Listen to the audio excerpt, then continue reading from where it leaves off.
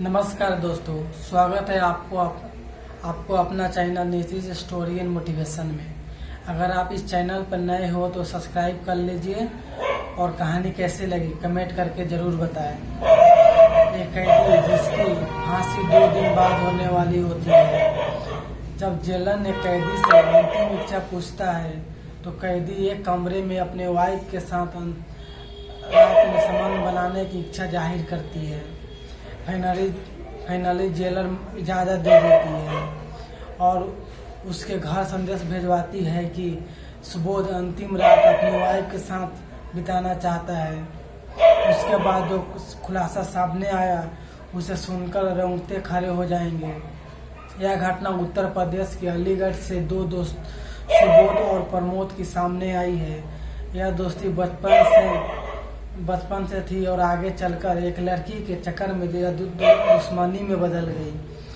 दरअसल दोनों एक कंपनी में एक साथ काम करते थे। उस दौरान सुबोध को कंपनी में एक लड़की वंदना से प्यार हो जाती है। वो दिखने में बहुत ही खूबसूरत थी। तब प्रमोद भी सुबोध से बोलता है, उस लड़की से मुझे भी दोस्ती करा दो, लेकिन सुबोध मना कर देता है। यहीं से दुश्मनी की शुरुआत होती है। सुबोध के साथ वंदना हमेशा मिलना जुलना, लंच टाइम एक साथ खाना आम बात थी। यह सारी चीजें प्रमोद से सहन नहीं होती थी। तब प्रमोद के मन में वंदना के प्रति हवस और ईर्ष्या की भावना जागृत होती है। वंदना के लाख मना करने के बावजूद प्रमोद उसके साथ जबरदस्ती करता है और उसकी गला दबाकर हत्या कर सुबोध की बेड पर सुला देती है और भाग जाती है। पुलिस आती है, सुबोध की गिरफ्तारी हो जाती है क्योंकि डेड बॉडी सुबोध के बेड पर मिली थी। पुलिस को शक होती है कि वंदना की हत्या सुबोध ने ही किया होगा। कोर्ट दोषी करार कर देता है और सुबोध को फांसी की सजा सुना देती है। तब सुबोध अंतिम इच्छा के रूप में अपनी पत्नी के साथ एक रात गुजारने की जाहिर करता है और उसकी यह इच्छा पूरी होती है।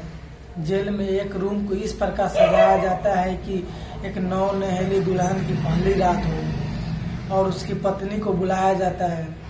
साथ ही उस रूम में शिफ्ट करने से पहले वॉइस रिकॉर्डर लगाया जाता है ताकि उस रूम में जो बात हो सके पुलिस अधिकारी और जेलर बाहर सुन सके। जैसे ही सुबोध अपनी पत्नी को देखती है तो दोनों एक दूसरे को गले लगाकर रोने लगती है।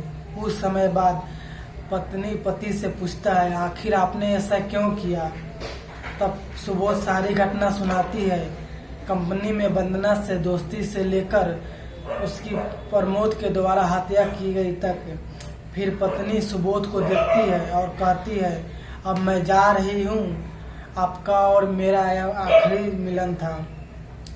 इधर इन दोनों की सारी बातें जेलर और पुलिस अधिकारी सुन रहे होते हैं। सबकी आंखों में आंसू आ जाते हैं और आज एक निर्दोष को भारत के कानून व्यवस्था फांसी के फंदे पर लटकाने जा रहे हैं। फिर जेलर ने एक हाई लेवल की मीटिंग बुलाती है और फिर जेलर उस मीटिंग में पुलिस अधिकारी, राजनेता, जज होती है। फिर वहां वॉइस रिकॉर्डर को चलाते हैं